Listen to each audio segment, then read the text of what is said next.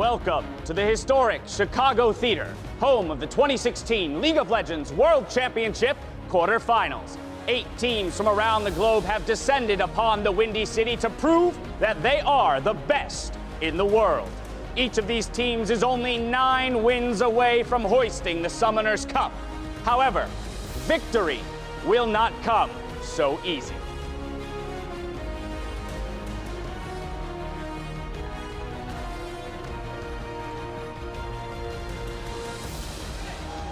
Hello, Chicago!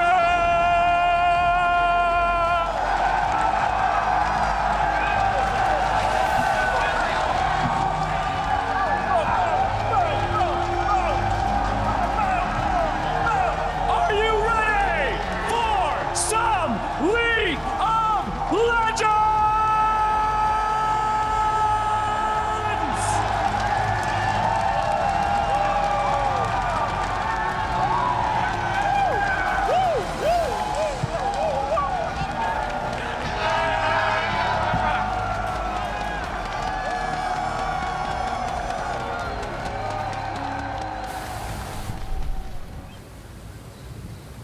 Nobody knew that we can compete.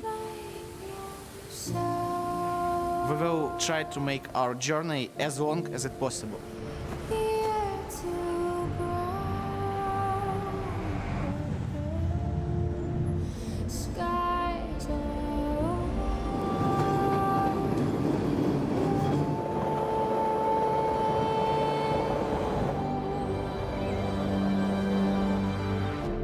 If we can get past quarters, it would just be a huge accomplishment, showing, yeah, we actually do deserve to be here. 북미 팬들에게 미안하지만 저희도 이기려고 여기 왔고.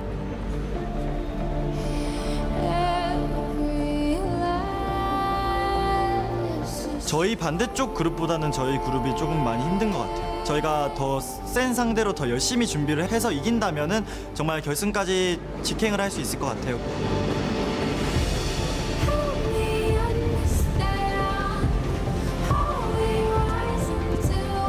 적어도 4강 이상은 가야 될 것 같아요. 유럽 SS 팀 중에 저희밖에 안 남았는데 그래도 끝까지 살아남아서 유럽을 자랑스럽게 하고 싶어요.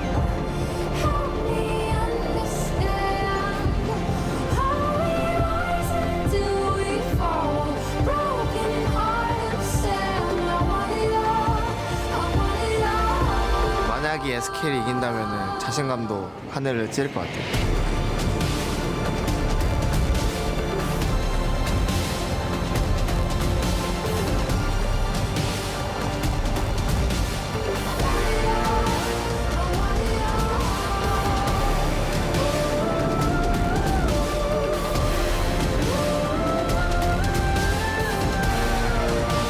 이제부터 시작이라고 생각하고 있어요.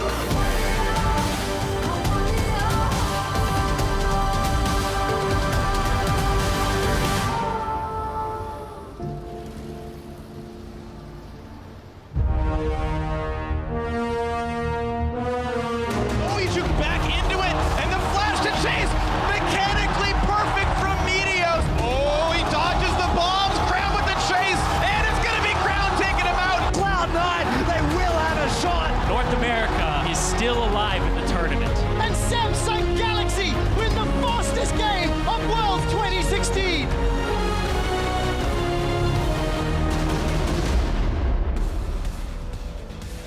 Good evening, everybody. I am James Dash Patterson, back behind the desk alongside Alberto Crumbs Rangifo, Chris Papa Smithy Smith, and Joshua Jat Leesman. Gentlemen, welcome to Chicago. This has to be the most beautiful league venue ever. I'm really excited for this weekend, especially after the opening. I mean, the juxtaposition of this venue and all that it's in and now the show it's going to get this weekend is awesome. An intimate venue with crazed fans makes for a good show. So our broadcast partners from around the world, well, they've joined us too. They've come along for the ride, beaming the tournament live in over 15 languages worldwide. You're seeing our colleagues from Turkey, Korea's OGN broadcast team, the Chinese LPL, Brazil's CB Low. We've got them all here, so make sure you get noisy for them as well. Now, of course, though, it's time for us to send it downstage to meet the contenders in the first 2016 World Championship quarterfinal. Thank you very much, Dash. Hello, Chicago, and hello, Internet. It's time to meet tonight's quarterfinal contestants. Starting on the red side, North America's last hope. You know them. It's Cloud9!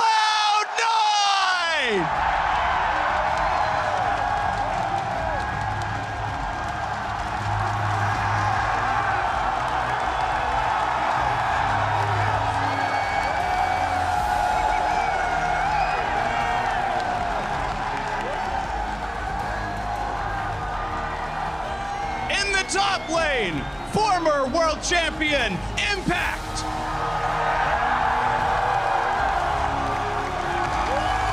Returning in the jungle, it's Meteos.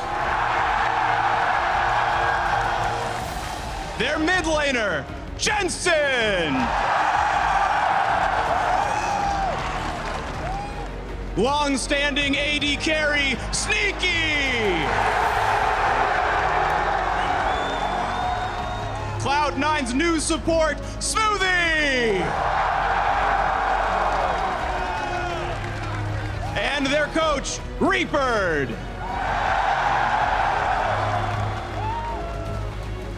Their opponents tonight, hailing from South Korea, it's Samsung Galaxy!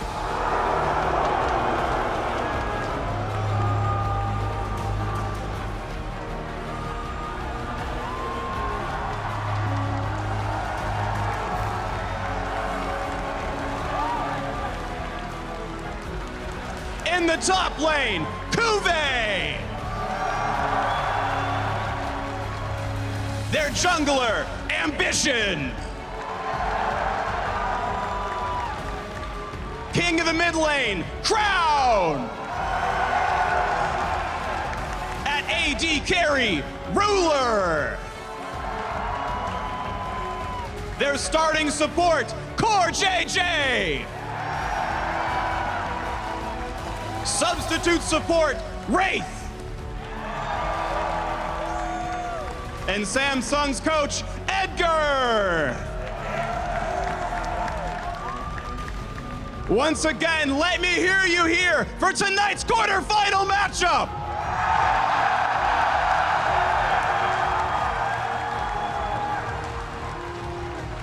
Gentlemen, please take your seats. Let's set it back over to Dash to get tonight's games underway. There you have it. Our two teams that are facing off today, the hometown favorites and the last hope for North America in Cloud9 up against Samsung Galaxy, who looked dominant coming out of the group stages, so it's going to be quite a matchup. Yeah, and you can see the crowd heavily on the side of Cloud9, trying to even be a sixth man for the crowd. We saw a lot of boos in the stands for the Samsung team. I think it's a bit of American sports culture trying to make them uncomfortable in here, but there were definitely some cheers in there. Testing the mettle, the mental fortitude of the Samsung squad there. Yeah. But we have to remember that 16 teams entered the tournament 2 weeks ago, and just 8 remain. Of course, we have Samsung Galaxy and Cloud9 playing today, and over the next few days, we'll also see Korea's ROX Tigers and the reigning world champions, SK Telecom T1, from China's LPL, Edward Gaming and Royal Never Give Up, the League of Legends Continental League's Albus Nox Luna, and from the European LCS, H2K. Now remember, the knockout stage of the tournament will consist of one single elimination best of 5. Now the higher seed in each matchup has their choice of side selection in games 1, 3, and 5, while the number 2 seeds will choose for games 2 and 4. After each game in a series, sides must be chosen within 5 minutes of the previous game ending. Since Samsung Galaxy finished first in their group, they get to choose for Game 1, and today's series versus Cloud9 have opted for the blue side of Summoner's Rift. Looking at this entire bracket, though, gentlemen, we've got 4 really stellar matchups. Let's kind of, ruminate on that for a moment. Now that we've arrived in Chicago, we've had some time to, gather our thoughts about these 4 different matchups. Well, I think it's pretty standing that the #1 seeds in each of these matchups are really coming in as heavy favorites in all of these, and any actual upsets that we can see are going to just be so exciting to watch. I mean, the brackets are also super interesting, right? Because on the left side, you have a lot of the favorites take the tournament out before the tournament started. On the right side, there really is a hope for an NA or EE hopeful to make it to the finals. So in terms of brackets, you couldn't ask for much more. Yeah, there's going to be a lot of those matchups where Samsung has to play the villain in every single venue they go to if they continue to make the run to the finals. And it starts tonight. So with that in mind, let's get into the matchup. LCK Samsung Galaxy versus the North American LCS's Cloud9. Now, Samsung Galaxy enters the quarterfinals after earning the first seed out of the hotly contested Group D. And look, on the first day of this tournament, I raised the question, does Samsung deserve to be here? Should they be here? Question asked, question certainly answered. 5-1 in the group stage. They clearly deserve to be in a very difficult Group D. So then you kind of have to shift the narrative a bit. And to me, the question is, or the reality is, and it's one actually that applies to me as much as it does to this team, this is not the team that neither global fans nor Korean fans wanted at this event. They wanted KT Rolster. Probably a couple of KT Rolster fans here, maybe not, but regardless. KT Rolster, they're known for their polished brilliance. You think of someone like Score, one of the best junglers in the world, someday. On his day, the best top laner, not so much in the regional finals, you'd have to say, but still a very strong team.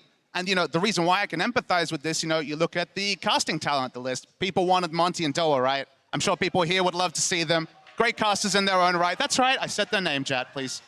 But You're the good. big thing about You're fine, them, right? buddy. Everyone knows their charm, their humor, they're great broadcasters.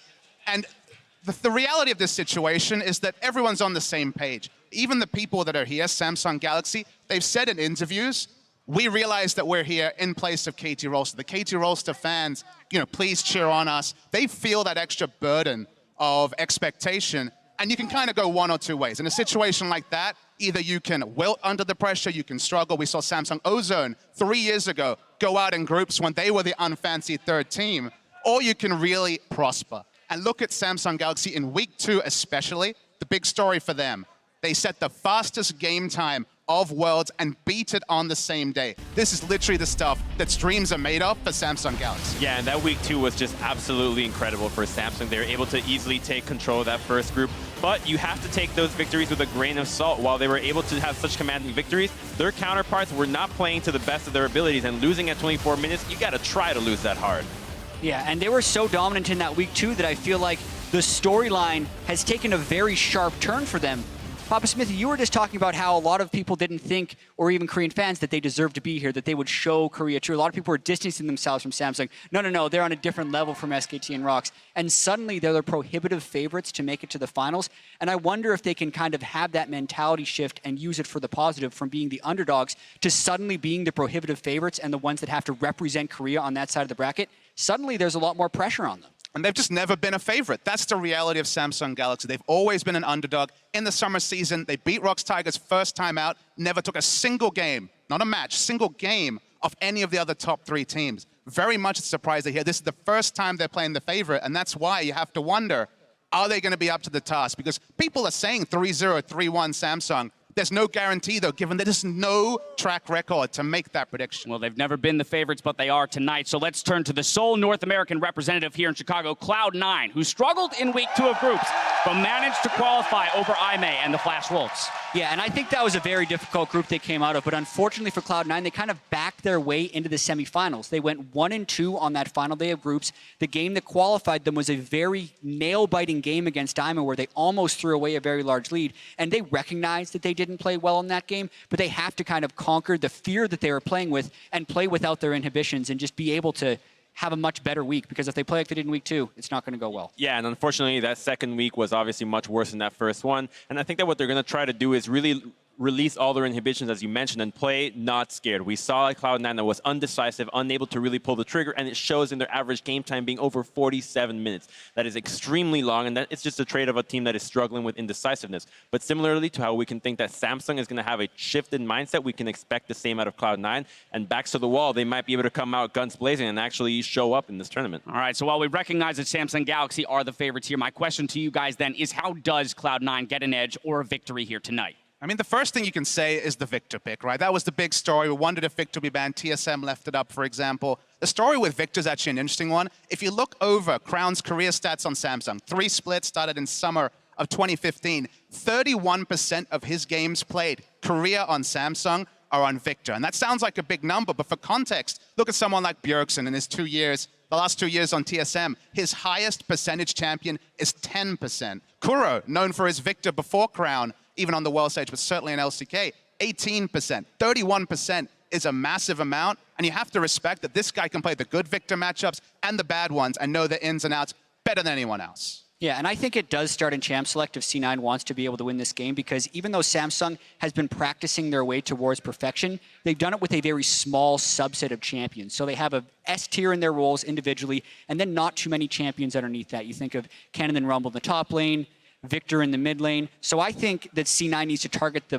best of the best very heavily in bans, and then understand what they're going to be picking against. So I want them to ban the Victor, the Nidalee, and the Kennen, which I think takes the top 3 in 3 of their roles, and then they'll be able to play against the Rumble, the Ryze or the Syndra or the Varus in the mid lane, and just know what they're going up against and try and build a strategy around that. And on a more in-game specific note, I do think that they should enable Impact to carry, and let's hear that top dive for him once again, because he was able to do so much work in the qualifying run for Cloud9, and he has just received such little attention from the jungler, from the support every once in a while with this roaming smoothie, and if they just enable him more and put him on a harder carry champion, perhaps a split pusher, as we have seen some teams find success with a 1-4, we might be able to see Cloud9 actually come out ahead and find a weakness in Cuba and actually have a pressure point on the map that they can use to snowball.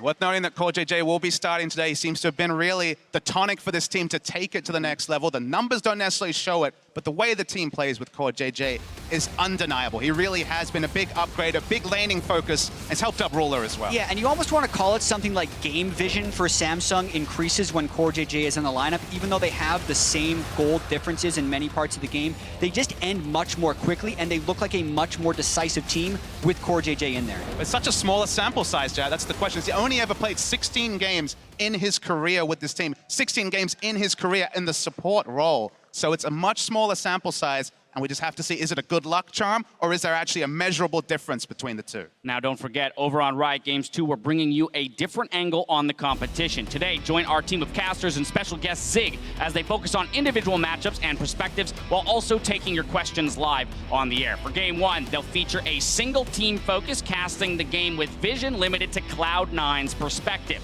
Of course, now, before we send it to the casters for Game 1, I want to get your guys' predictions. Who is going to be the first team to book their trip to New York City? Well, I mean, if we've seen anything from Worlds, that is everything's gone crazy, but you still have to side with the undeniable favorites here. I think Samsung has a clear advantage into this matchup, so I'm going to go with them. It's not going to make the fans here happy, but Samsung Galaxy here. What about you, Papa Smithy? I don't really know how to be a Korean representative and also play the favorites for the crowds. You just look at the tape. Unless Cloud9 finds a very inventive way to take the early game, I think if you're a betting man, it has to be 3-0 Samsung. 3-0. That's a big call there. Jat, what are you thinking? I mean, it's very tempting to give the crowd what they want. It's TSM. No. But do not give in to temptation. Never. It's a bait. In this situation, I definitely feel like while Samsung does have some predictability in the pick and ban phase, Cloud9 is not the team to beat them based off that. I think they can probably take a game here because they have some strong solo lanes and will have some better advantages. But I say Samsung 3-1. I'm sorry, it's just what I think. All right, I will go 3-1 as well. 3-1 as well. All right, well, it's pretty definitive on the desk here for Samsung. But although some may say that Samsung's group stage performance was a surprise, Crown and his team are already looking forward and setting the bar higher. 다른 사람들이나 바깥 쪽에서 보는 입장에서는 8강까지 온 것만으로도 기적이고 엄청 성공한 건데 저희는 만족하면 안 되는 그런 직업이라서 목표는 항상 더 높고 만약에 목표를 이뤘다 해도 새로운 목표를 갱신해서 또 올라가야 되는 직업이라서 지금은 또 이제 8강까지 올라갔으니까 이제 다음 목표는 4강까지. 4강을 올라가면 이제 다음 결승까지. 이렇게 해서 네, 계속 올라가고 있는 것 같아요. Hello, everyone. Hello, Chicago. Rivington is in the third here with Sam, Kobe, Hartman, Kensler, and Mitch Krappo of Vorspools to bring you our first clash of the knockout stage between Samsung Galaxy and Cloud9. Guys, we heard the analyst desk had to say. We're about to see what happens on the Rift, though. Super excited for this matchup. They talked a little bit about the pick bans, but there definitely are some things to watch out for. Yeah, especially contrasting the week 2 performances, C9. As much as the crowd likes them to win, they weren't that good in the second week, and Samsung, they looked massive in that second week. Well, I'm sure the players don't want to wait. The fans definitely don't want to wait anymore. So before we get on the Rift, let's take a quick look at the starting lineups. On the blue side, it is going to be Korea's Samsung Galaxy. That means it's Cuvee in the top lane. Ambition coming out of the jungle. Crown holding down mid with Ruler and Core JJ at AD carry and support with Coach Edgar behind him.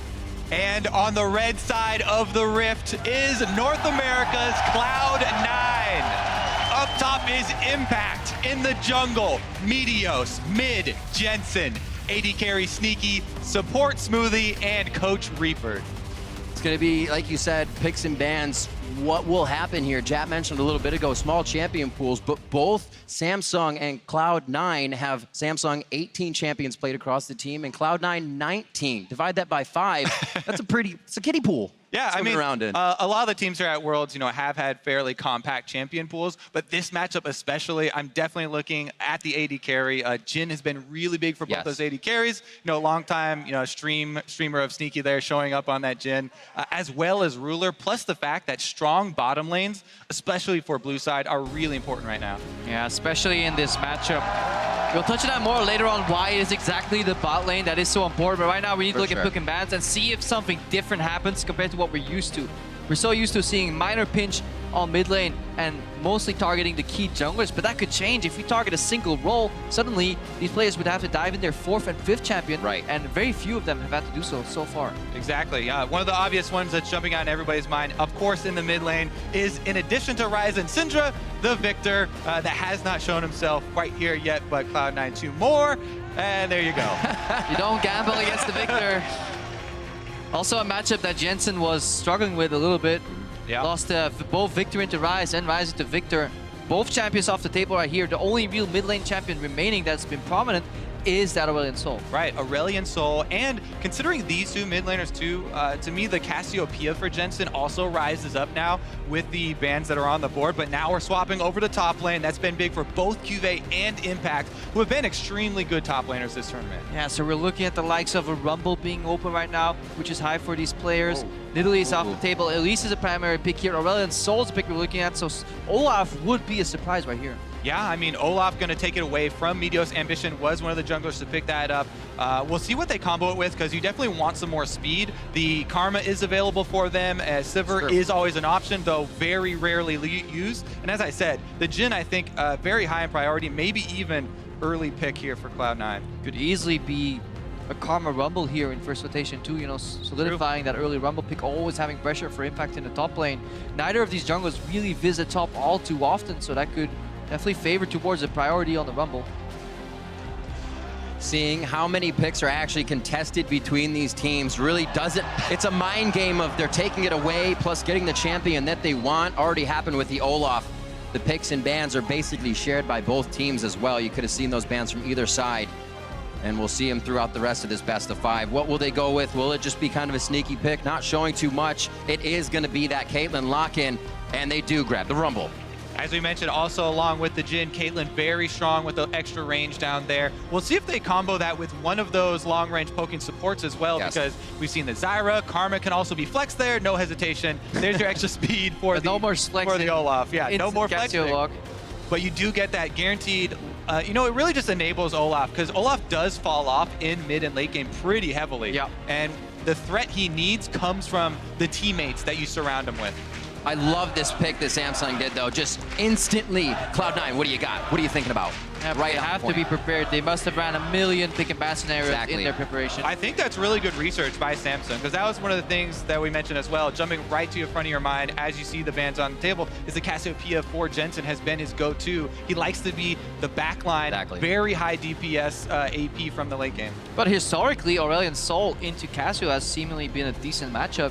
It's the matchup that FLICKR has at the worst stats in of his career almost, I feel. He's gone down in regional qualifiers, even during Worlds, so yeah, definitely something you could play. This actually, the Orianna pick was the expected answer into Cassio in the start of the tournament, but because there was not as high of a priority as expected, we very rarely saw Orianna come out. But it's a super doable matchup, and it's very easy to play for the Orianna. It's very hard to outplay if you're Cassiopeia. Yeah. Mostly because the ball zones versus the attack. Right. Really do like that matchup, especially since when you pick Aurelion Sol, there is a bit more pressure to be proactive early, and if that's not your comfort zone, where Jensen has been a mid laner to dominate mid lane. He wants to play aggressively, push up in his lane, and try and harass under turret, and may not be, you know, as accustomed to the high roaming style and trying to get kills elsewhere. Well, that Rek'Sai may be the available early blue for Jensen to keep up with Crown's pushing. We see the Jhin and the core JJ Echo pick for QV coming in. Super likely that we're going to see that early blue buff handoff. Right now, Smoothie is looking for a pick, and combined with Meteos, that's pretty much the engage for C9. So they need to draft at least a combination of two champions that can start fights or at least facilitate those engages, because their mid games have been very slow, and that might be why they're still going for this Alistar despite having a range support against them. But that unit, that Caitlyn Alistar, is more than fine alone in the bot lane. Exactly. The Caitlyn Alistar is actually one of my favorite combos of ranged melee bottom lane, because you have the threat of comboing the Alistar all-in with a trap. That just provides so much setup for a jungler. Really a lot of pressure there. Definitely a lot of pressure, and it allows the Caitlyn also to just use the range to kind of 1v2 the laning phase. Miners to stay from Alistar. Really good combination overall. Ignite is fight lane. Smoothie's got it locked in. Meteos could, again, we've seen him in previous games, come to that bottom lane, get the flashes blown, and at least give Sneaky and Smoothie a way to get through the lane quite easily. Also, I really like the Rek'Sai passive pickup for Cloud9, because they have actually struggled a bit with the vision, especially towards the mid and late stages of the game where they start to fall off. Rek'Sai is going to provide a lot of extra intel for them. We'll see what they're able to do, though. Game number 1, and everybody is getting amped up. Hard to believe we've already been through 2 weeks of games, and there's already more to come here. The coaches say good luck one last time to the teams and each other as we're about to be on the Rift. And I just want to say I love this venue. It's built for acoustics. We can really feel like when the fans are cheering, despite a lower number than we had in San Francisco, it is loud in here. I really love it when you can actually feel the audience. Oh yeah, it's heating up in here. We still have chills. Let us know who you are backing. Tweet at LOL Esports. Good start. With the hashtag SSG win or the hashtag C9 win. We'll tally the vote in game as usual. The crowd is ready at home in the Chicago Theater. Samsung Galaxy and Cloud9. Looking to keep their hopes alive here in Worlds 2016. We're about to be on the Rift. Yeah. And despite what the signs in the crowd were saying, they're actually running it down bot lane right now. You'll see it once we zoom out.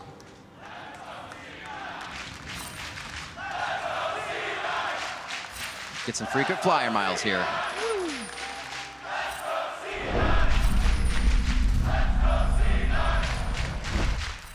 The crowd is behind him. It is home turf, and the game has begun. We'll see how Samsung and Cloud9 go at it in our first quarterfinal best of 5. Yeah, we saw a 4-man run in the bot lane right there. Samsung moving together, trying to get in there for some vision. There's a reaction from C9 right after.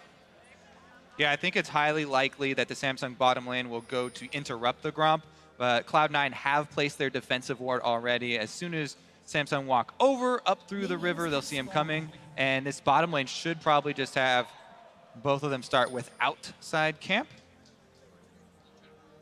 You really want to do that with the double range to try and abuse the ranged and melee as soon as you can. Topside start for both junglers, though, and Cloud9 do have vision on the Olaf. I wonder if we're going to see Ambition take advantage from the fact that Medios is so predictable in his pathing on that Rek'Sai starting topside and then handing off to blue. You know, very well could do that on the Rek'Sai, but also if you've set a pattern and people are expecting you to go very passive, Olaf is one of the jungle champions that you can actually attack in the jungle because he likes to get low for the quicker clear, and you can try and surprise him, you know, maybe get a summoner. Medios, though, usually going very safe in the early game, trying to get farm advantages as opposed to pressuring. And I want to delve a little bit into the mid lane pick of why Orianna is such a good pick into Cassiopeia. It's because Cassiopeia always stacks straight. It's the Q into E combo, walking up. Orianna doesn't really get punished too much from Miasma. Early on, there's good base damage, but once you hit like level 3, 4, 5 on Orianna, she just puts the ball forward, and Cassia will get punished and slowed every time she walks up to finish a trade. That will make it so she can't stack multiple E's on you, you can disengage, and then at level 6, there's always the looming threat of an Orianna ultimate. There it is. You talked about predicting the slow route there. Cloud9, Medios is going to be able to get his blue, but what you deny is the blue handoff. Definitely so, but he does set a super fast clear doing this path, and Ori as a champion is fine farming, a little bit pushed in early. Not too much pressure as of just yet. As you said, Kobe, Medios really not liking to counter jungle too much, or get aggression, I should say. He actually counter jungles quite well in the early game. For just about 16% of the enemy's jungle camps. Ambition's looking about 6 there before 15 minutes, so that could really hurt Ambition if he's moving slower on the jungle with that low health. Yeah, see, Medios actually really does like to not only control Scuttle Crabs for the extra vision, but steal away the single small camp every time they get any sort of vision on the enemy jungle. Remember that they did see Olaf start on the top side, so this is very predictable, the route that Ambition has taken, and it is a very full clear, but shouldn't catch Jensen by surprise here, even though he's pushed fairly far up. I mean, he has subs. He knows he can survive a gank, so he's just going to try and probably ghost out here. Might have to flash. Ambition goes very early. That was nice juke. That was actually an amazing juke there by Jensen. He did not give Crown the passive movement speed on his Q. And this all ties together here. So good start from C9. They both walk into River, both their top laner in the jungle to put 2 wards down, and that actually allows them to play super aggressive in the top side like they were doing earlier with that River vision. Impact, despite actually only getting 3% jungle tension before 15 minutes, is generally always pushing and has a massive CS lead. This guy plays like a monster despite playing on an island. Yeah, I think everybody really playing accordingly there. No big surprises. For Samsung, it actually didn't give up anything to go for that gank. Nope. Yes, Ambition did trade Ghosts, but his camps, remember, he started on the top side, so he's just going back to that top side.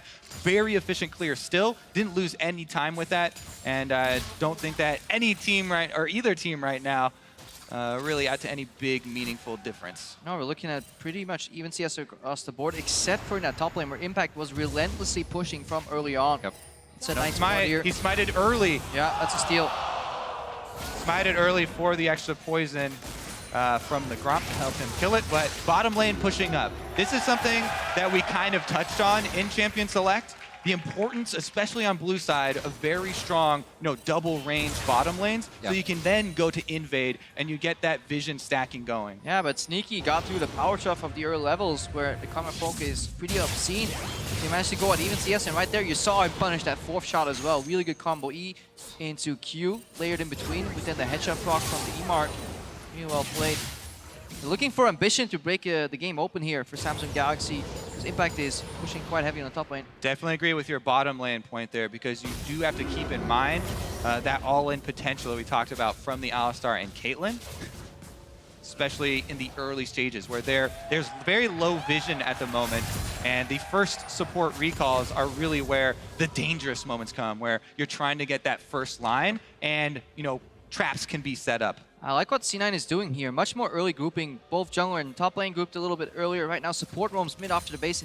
Complete surprise. There's likely going to be at least one summoner blown here when Smoothie combos. And the question has been, is the communication there between Smoothie and Medios For sure it was on that one. Crown moves fast. He gets the stick though. Petrifying gaze. Smoothie gets taken down. Flash and Knight is down. They're on to Crown now, but it doesn't even look like they'll get anything out of it. What a massive mistake there from Smoothie. Crown gets the 1v3 first blood. Complete outplay. You gotta expect that he's gonna flash the combo. This is a team error. There's two ways you make that play. Either you flash combo at the same time as you know the Rex is gonna go for the play. If Meteos tells them, okay, We'll see it right here. I will go for the knockup, Smoothie can right here go for flash combo.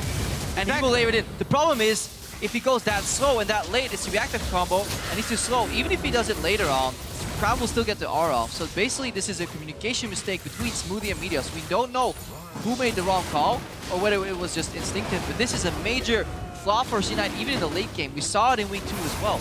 They need the synergy on the engagement, and they're always 1 or 2 seconds off, and it can mean much bigger differences between gains or losses. There were moments in the group stage where we did see a little bit of a disconnect between the two members of the Cloud9 frontline, and here we have a very immediate punish from Samsung as they go in to take the first Drake, and it is that Ocean Drake to help out with the regeneration early on. Very important. Meteos, though, does get a small tidbit back for Cloud9 here, trying to deny blue buff from Crown.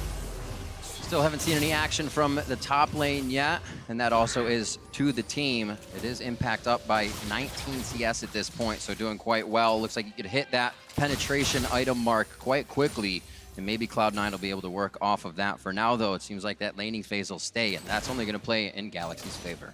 Yeah, but we are looking at a summoner-less Cassiopeia in the mid lane versus Orianna Rek'Sai. Definitely gankable, especially if you know that Jensen has flash. Now, Sneaky getting low here. Remember this curtain call available. Oof. 4JJ 1v2. You were saying? Curtain has been called. It's also not a level 6 for Smoothie. Just another attack. Is it the Q? Oh, the deadly flourish almost taking him down, but they captivate the audience and stay alive. Woo. Touch and go there, and they do get the heal out of Sneaky, so Summoner Spell burn. A lot of pressure on bottom lane right now. Plus, look at the vision Samsung are placing right now. It's all around the Drake, around this bottom half of the map. This becomes very dangerous territory for Meteos as well now to try and protect his jungle. Yeah, and you can see it in the confidence of Ruler as well, playing very confidently upwards, always going for that poke. Jensen is forced to move in the top left side of his lane because if you look on the bottom right, there's 2 pink wards, basically robbing the river of any vision. And now we're going to see Smoothie go back to try and combat the vision that has gone in Samsung's favor. Remember, he still does not have flash, so this is dangerous for him on the Alistar. Does see that one expire, so not going to go into the ward or into the river to try and clear out the pink wards, and Samsung actually will retain control of the bottom half. Yeah, and this early vision control has actually done something countering Meteos' natural style. Meteos is not a heavy ganker, pretty low jungle proximity with all his lanes combined. Absolutely. But he usually goes for the little invade here and there, stealing a buff. He did it earlier with the blue buff as a reactionary play, but other than that, because the river is kept on lockdown, he's having a hard time getting into Ambition's jungle. The Ambition head back to his. All that ward vision on the bottom side lets them know where Smoothie is. No more engages on Crown. He can play a little more aggressive. The CS has still been in Cloud9's favor and get their item points possibly before Samsung, but hopefully not losing to any more of these early game ganks. It is Samsung that has the shortest time coming out of those group stages, and right now they are looking like they can put a pretty powerful fist on the early game here. Yeah, and Crown must be happy with the way that early game is going. Well, this is a player that ramps up past 15 minutes. The biggest gold lead increase for him comes from 15 to 20, so he has a relatively steady early game, but then he goes off, and he already got donated or outplayed. He definitely played that super well, by the way. Yeah. First blood. I mean, we continue to point out a whole bunch of times where the enemies of Samsung, the opponents, make mistakes around the mid lane, and he continually punishes them. But over and over again, I mean, we saw it against RNG as well. Xiaohu, you know, flashing forward onto Malzahar to try and pick up a kill there. It always seems that Crown does not make these mistakes and comes up with the extra kills. Ambition down bottom lane, though.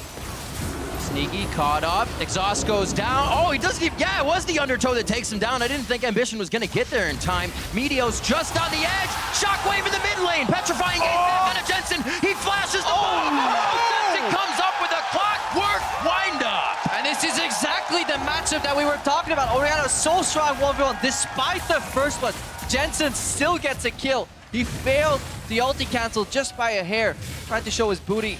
to Crown, but it was still enough, and he gets the flash again. Exactly, where Crown tried to flash the ball. The bottom lane gank one more time. Exactly, they're going to continue to be aggressive down here. Now, Smoothie had a really good headbutt there to break the tether, but didn't matter because Ruler landed the snare. Yeah, but he broke the tether on the wrong target. Here, the zone from the ulti. Every time Crown wants to walk back and go into his QE pattern, he is under threat of getting ultied by Orianna. Despite the fancy flash, is just enough for Jensen to take him down, and that's exactly why they picked this matchup. Exactly. He's expecting Jensen to immediately go with the command attack, but Jensen holds it, waits for the flash, then is able to get him. Exactly, staying in range for those autos as well to build up, and he gets the best of Crown in the mid lane. But we gotta go back to the bot lane though.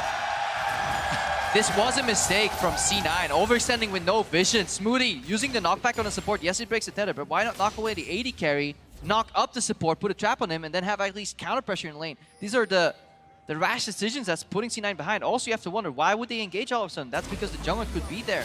So C9 lacking the defensive mindset. A little bit of aggression, you know, after Sneaky what got out of the tether, then going for the couple autos. Yeah, there are a bunch of roads to try and travel down there, but let's get back to the game at hand because this is a very even game as far as the gold is concerned right now. Just very different focuses for the two teams.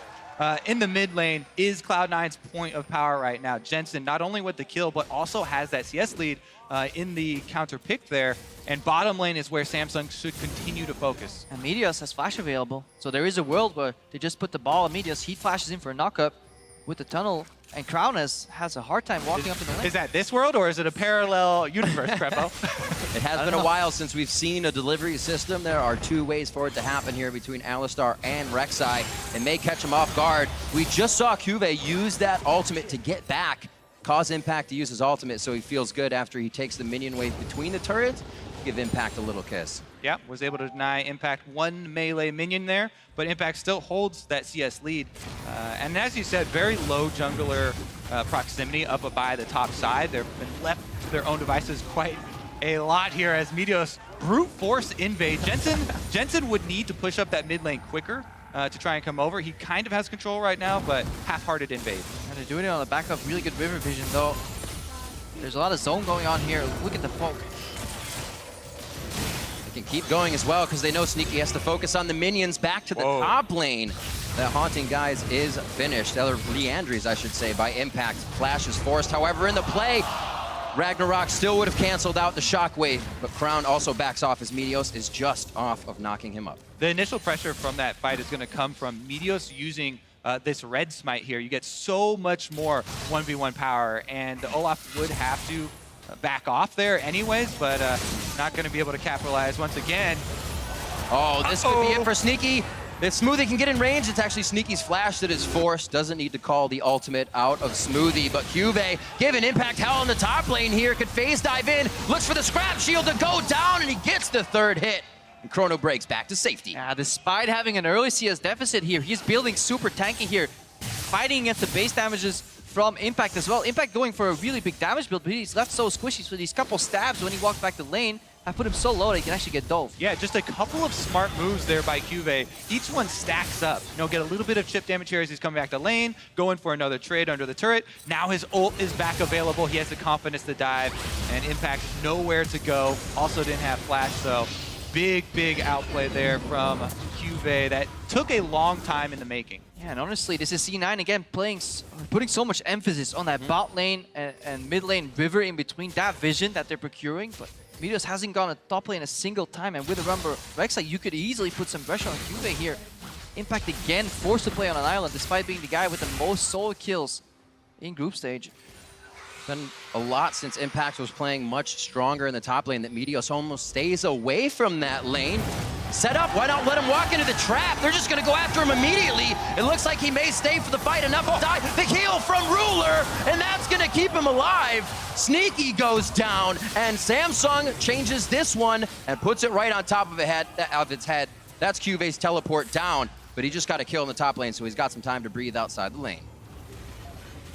Once again, another setup from Cloud9 that backfires here as they're not able to burn through the Karma, through all of the shields. Even with the brush advantage with 2 versus 1 and Ignite used, It looked like he would have walked on that trap anyways. Most people will go to ward it, but it's very dangerous to let people go for the full fish stick though. Sometimes when you're in combo range, you gotta be happy because the situation in scrims that has failed so many times where they juke you or you make a mistake. They figure out you're there first and collapse even faster. That's about C9 having to just know when you make that play, you gotta be sure that you get the kill right here. Let's see. Core JJ, does the ignite expire before the heal? Combo here is sneaky in exhaust range. That's the biggest thing. Yeah, that's the problem right there. Max exhaust range for CoreJJ. I think Caitlyn can actually outrange in that situation. Then he dies. And as well, thinking to just Q backwards over his shoulder, add that much more damage in. Playing very solid from the bot lane, and things are going to get much harder for Cloud9 with 2 dragons down in favor of Samsung Galaxy, an ocean and a mountain. Yeah, Cloud9 are attempting to be proactive here, but this is the second time where they set up a play off of the Alistar, they get punished, and then it turns into a Drake as well. And Samsung now actually with a substantial lead in this game. Cloud9 kind of have to go for a wombo combo team fight now with Rek'Sai Flash, Unburrow, and Orianna Shockwave with the Rumble Ultimate on top of it. Yeah, this is the phase of the game from 15 to 20 minutes where there's such a stark contrast between these teams. Galaxy always ramps it up, somehow gets an extra kill, an extra pick off because we're leaving the mold of the laning phase. And C9, they actually struggle. Their gold advantage dips on average after 15 minutes towards the 20-minute mark because they're just struggling to find the right play and execute it. And then the super small sample size we've seen when Samsung does have the leads, it's 100% once they get these in the mid to late game. Impact still able to deliver a little bit of damage here, but QV with that kill still makes him think twice about fully going into the fight. Sneaky now to the mid lane. As you said, Kobe, Cloud9 is trying to be proactive, and now they're moving the pressure around. Yes, their turret is down. They're in a very rough position because their first turret went down without any sort of answer here from Cloud9. So they've lost so much territory on the map. It forces their AD carry and their mid lane AP carry to also fight for farm. And this is one of the most difficult things for teams as they struggle through the mid game. You kind of have to wait for Ruler to deliver all these minions up to a safe spot. Meteos gets hit here. He should just be able to tunnel out of this one. Not much help.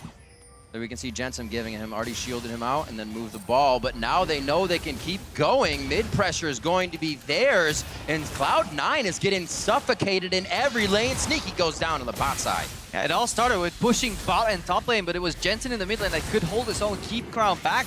But due to a couple of mistakes here, Crown is getting strong enough with the added pressure from Ambition to really spearhead the mid lane pressure, and suddenly C9 find themselves pushed in all 3 lanes. Exactly. No pressure left at all for Cloud9, and they're going to have to go into defensive mode, use defensive vision at the moment, whereas Samsung can pick any point of power right now. Man, Ruler with the Jhin hits every single ultimate shot. Literally just killed him with the ultimate only. Yeah, really good use of the cadence there. Sneaky did not get the 90 caliber net out of the bullets and got hit by every single one. And that prowess on the champion is why we rated the Jhin pick so high between these two teams. Samsung really using it effectively. And Cloud9, the underdogs, trying to make a comeback. But again, it all stems back to the early game. It is Samsung Galaxy correctly capitalizing on some of the windows of opportunity left open by C9. If this is an even game, that doesn't work.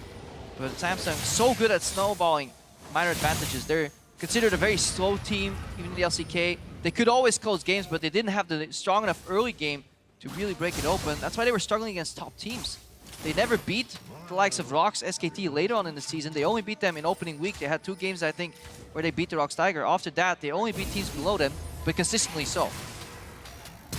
Here we go, though. Cloud9 again. Flash in from Smoothie. Ruler's the focus, which means he can get the Mantra Shield from Core JJ. They should both be able to walk out of this, and it's hard to choose a target in the bot lane with all the speed. Impact's going to go down to another solo kill from QV, and now it's the bot lane. Ambition thinking, should we go? Asking the team. It looks like they've turned the trigger on for this one. QV teleports to the bot lane. Jensen gets melted. Smoothie's going to be the next target in the eyes of Samsung Galaxy, and can they bring the universe down on Meteos' head? Yes, they can. 10-1, 20 minutes in, and an 8K gold lead to Samsung Galaxy. Juve has been having some fantastic teleports. Not only does he solo kill Impact in the top lane, he TPs down, shuts off the escape route after an initially fumbled play from C9. That trap should have been better. Yeah, I mean, Samsung right now are winning the entire map. There's really no openings. Cloud9 tried to make another proactive play, but oh, it was as Impact was teleporting there as well. and Cuvée comes up with the solo. Yeah, solo kill, Impact trying to join this fight. It all went wrong because that trap on the left side of your screen right there was supposed to combo. It was supposed to be Alistar combo into the trap, but it was placed ever so slightly, a bit too much to the right. So when Meteos joined in for the knockup, they let the Jim escape. Ruler got away, and then he had back-end damage in that fight, which means a complete ace whitewash for Galaxy. Looks pretty busy over at that Baron site. 21.5 minutes in. It is going to be the ward. Smoothie may not be able to do much. Meteos is just too far away. And Smoothie may go down on this one. Another hit comes in. Impact goes down. And I wonder what this does in the bot lane. To the mentality of C9. They made a couple of good setups, but they fumbled the execution.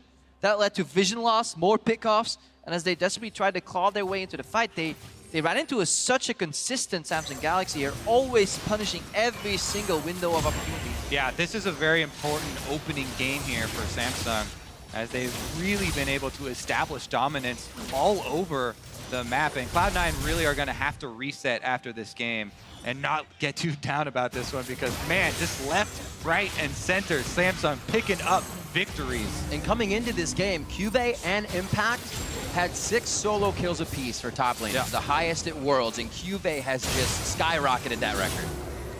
That's the nature of the matchup. If you fall behind in the Echo Rumble matchup, he will hunt you down. Cuvée had a Magi Soul Stealer up to a couple of stacks. He sold it right now. Just stole him. He had a couple of stacks of that. He's like, nope, I die once, not worth it anymore. Selling it for Spirit of Visage. Just going for consistency here. No fooling around. Yeah. Samsung Galaxy said it. Once they got the quarters, they need to get to semifinals. What a great opening performance. Yeah, this is going to do wonders for the confidence of this team. Even turning around constant plays from Cloud9, they probably won't be too scared. So you have to be careful about, getting overconfident, I guess, as it moves forward. Here we go, though. Cloud9 still going for plays. They know that they're so far behind that it's going to take multiple people. So still trying to be proactive and get something back for themselves at the moment. But in order to take the game and turn this entire game around, it's going to be a long farm for late and defensive play. Honestly, that is actually a great way to get some breathing room. Take that Baron away from Cuvée so he can't be a pest in a side lane, but everybody else still has Oh, Samsung. Crouching Tiger hitting They sneaky. can almost do what they want. Ruler. C9. They measure out on this one. Ambition's going to be able to get another mountain. So when Samsung Galaxy reaches the turrets, they will not be long for this one. Yeah, C9's getting creative right now. They know they're not winning a 5v5, so they're hiding their AD carry in brushes, hoping somebody face checks. Looking for the silver line. Looking for the answer. If you're in a position like this as a team, you know you're likely lost this game, but it's sometimes okay to just play it out slow and reset your mentality, because this is a best of 5. It's a marathon, not a sprint. One of my favorite games of Worlds 2014, I believe, was high on the Zed. Oh, after they were so far behind, just still, going for these sneaky plays to try and, get something back for themselves, even if it's a little bit too late. As Samsung move in, trying to take the inhibitors down, and Cuvée still on the 1v1 with Impact. Almost getting worse and worse for that top lane. Bot inhibitor's gonna go down. Cuvée may be able to solo that one in the top himself. Smoothie giving the team a little bit of room to work with. A great shockwave. Samsung Galaxy gonna have to think twice, but so will the rest of Cloud9. Jensen's almost out of mana. Can't dance this one out too much more. He hasn't really gotten any of his blue buffs this game. They are being denied resources and objectives all across the map, and this may be another very fast game from Samsung Galaxy. Yeah, super clean closing here. Jensen doing what he can, but it's not enough. Doesn't have enough ability power to supplement Shockwave combo here. First Nexus turret is falling. Looks like it could be number 2. Exhaust to Meteos. Meteos is saying walk this way, but he can't even get out of the base for them to follow him. He's going to come up with about a quarter health here. Crown should be able to do the work with Ruler there on his last bullet. Reloading as they head to the Nexus turrets. Impact throws down the equalizer. Says you want to walk in, here's the red carpet, and it looks like he's going to start cooking up some dinner. First one was Crown. Can he find any more? Ruler is down. Now Sneaky trying to get back to the base for Solace, but Cuvée ties his shoes together, takes him down before he can get there. And it's only 25 minutes in. Everybody's falling left and right. It looks like Samsung Galaxy is going to have one more try at the Nexus. Yeah, they still have people hitting the Nexus at the moment. When you don't know when to leave the party, you keep staying. And you start to become the troublesome one. That's Cuvée right now. It is Ambition that went down. Cuvée, a few more swipes, just a few more HP as well. And they silence him. Just a few hundred HP short of a down Nexus. Cloud9 stand still. 26 minutes into this game. They're still going to put up the defense, though. Like we said, defensive vision. I mean, you know where they're coming, though. Samsung are just going to go straight back to the Nexus. Rally caps on for everybody in the audience. Sideways, inside and out. Tenacious looking deaf in the eye. Not today. Well, maybe today, but just not right now. Maybe 5 minutes from now. They're stalling out. As long as they can keep fighting, it's all about the mentality right now. It's about the mental reset into game 2, and that is something C9 have done well in the past. You're no strangers to reverse sweeps. Yeah. It's a long combat. You gotta keep believing. It's true. You can't let one opening game affect the next one here. But man, yeah, Samsung gonna walk right in, take down the inhibitor number 3. And Samsung, we gotta praise them for how they punish the mistakes, but we can go back and look at this game. What if the plays that C9 made actually worked? What if that flash combo with the flash knockoff worked? What if that first gang connected? What if Jensen could start snowballing, could really start leaning in this Orianna versus Cassiopeia pick? This would be an entirely different game. Everything that Samsung is doing right now causes Cloud9 to instantly react. Semi-ults, flashing forward. Cloud9 has to act immediately, looking for the kills as well as the Nexus. It's going to be Cuvée as well, going for one more kill. They turn around. It's the last few hits. 27-27 for your first game of Samsung Galaxy, taking out Cloud9. And we were wondering what would happen when the team with the longest game times on average met Samsung Galaxy, who had the quickest wins across the board. Well, pretty fast win here for Samsung Galaxy. Very, very impressive from Samsung this game. Just across the board, stoic in every single lane. They turned around almost every single play that Cloud9 made. Some of them by mistakes of Cloud9, but then some of them by sheer outplays too. The presence of mind for Crown to know that not only could he escape the 3v1, he could get a turnaround first blood kill without dying in the process. Honestly, incredibly impressive, and that is why many pundits consider him such a good mechanical player. And as Cassiopeia, that's one of the best feelings, being able to use that ability to counter with a petrifying gaze and then choose whatever target you want. Obviously, it was Smoothie. And then from there, they tried to get him again, couldn't, and then it was almost, it couldn't be repaired. Every single lane started to fall. Then, yeah, up in the top lane, Cuvée alone with Impact. Yeah, Impact did earn that early CS lead, but Cuvée still kept coming at him, fighting, very tenacious, using the ult to get back, waiting for it to come back up to go for the kill. Making Impact think twice about being able to back really hurt that lane.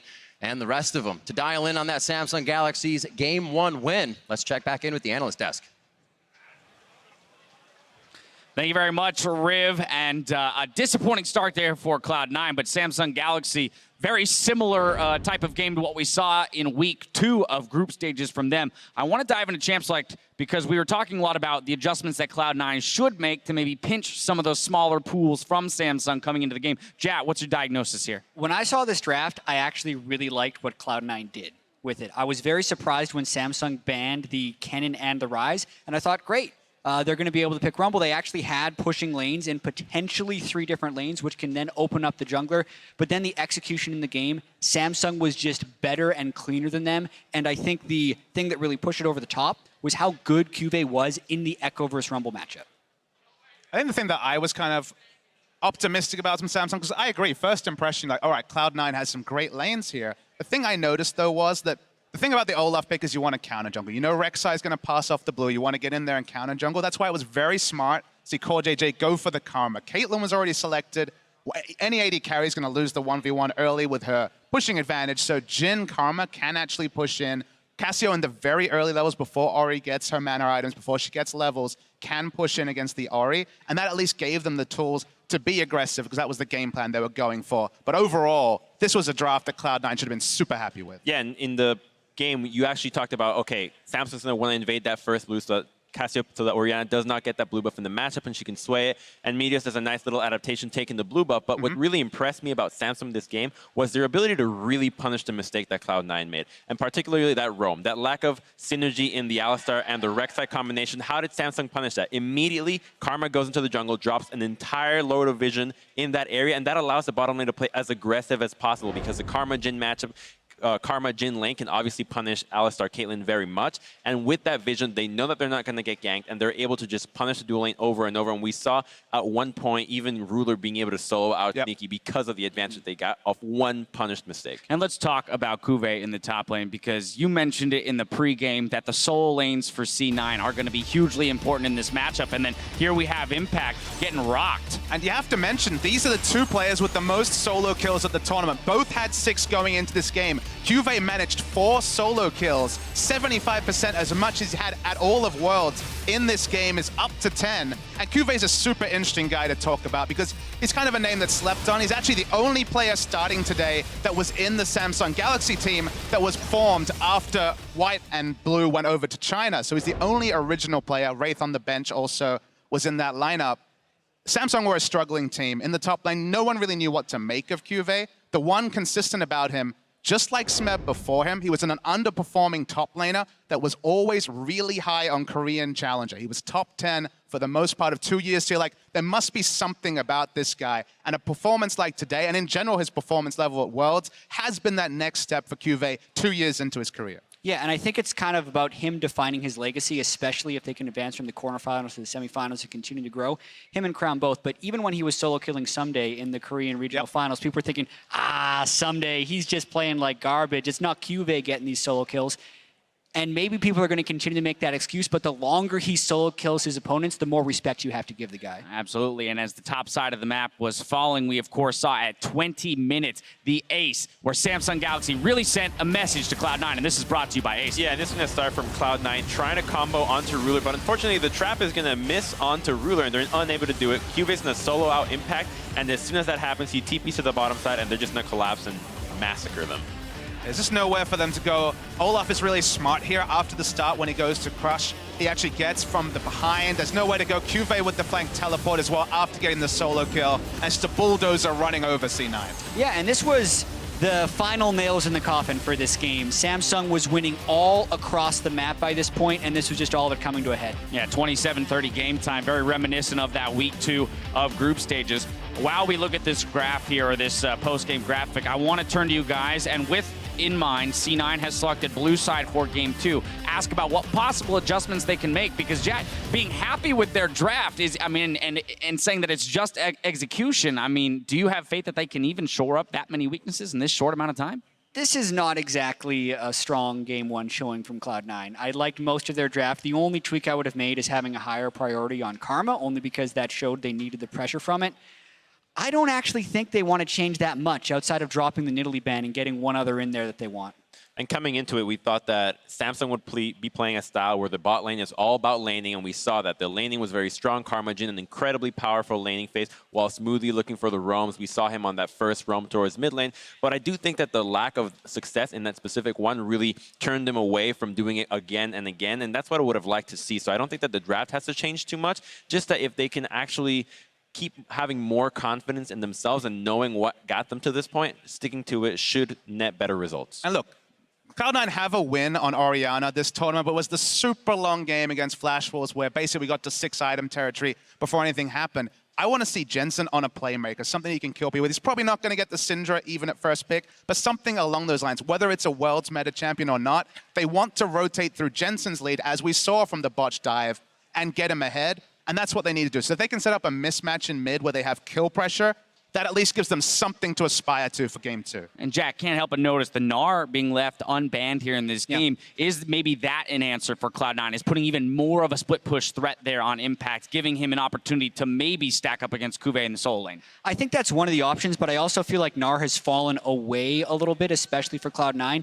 And some of that has to do with them not being able to keep up vision control at the World Championship. So even if he does get an advantage on his own, they haven't been able to transition any of those advantages. So I kind of like him on a team fighter, as long as he has the ability to win in CS. Of course, Meteos has been the focus of a lot of criticism coming into this tournament. The Rek'Sai here, how did we feel about his performance in, say, comparison to the likes of Elise Sin? I mean, I think it was fine, but the problem is that when you have a matchup in the top side like the Echo into the Rumble, you don't have a whole lot of kill pressure there, especially with the Roam, so it's a hard lane to address. I would have liked to see a lot more pressure onto the mid lane. I really felt like the window back into this game would have been Jensen. He was able to find a solo kill, he had a nice CS advantage, and there was a point where Rek'Sai had Flash and Cassiopeia had no summoners. If you can punish that lane and crack that mid lane turret, you ease up the pressure for the side lanes and immediately are able to actually have your lanes play out without getting dove nonstop. And even if you're in an incredibly close game, just to kind of close out all the strategy we're talking about, there were several different moments in this game that if you're two evenly matched teams, would decide the game. The 3v1 gank turning around in mid lane, that's game over against Samsung. And then there were several layers of more of that happening when they were missing Caitlyn traps on Alistar stuns and getting solo killed. And there was about 5 or 10 things that could have individually cost them the game in that one. Cleanliness of execution for Cloud9. Now Samsung Galaxy has taken a 1-game lead, but don't go anywhere because we'll see if Cloud9 can fire back right after this.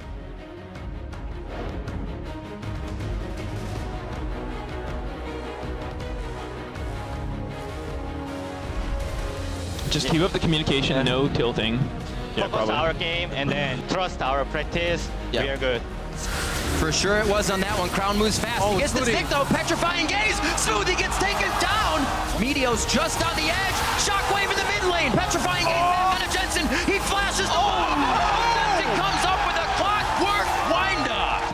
It looks like he may stay for the fight. Enough to die. The heal from Ruler, and that's gonna keep him alive.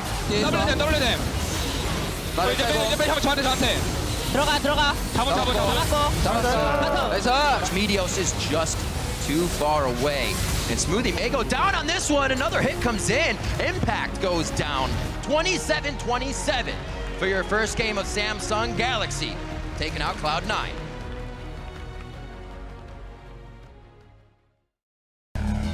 Dare to be different.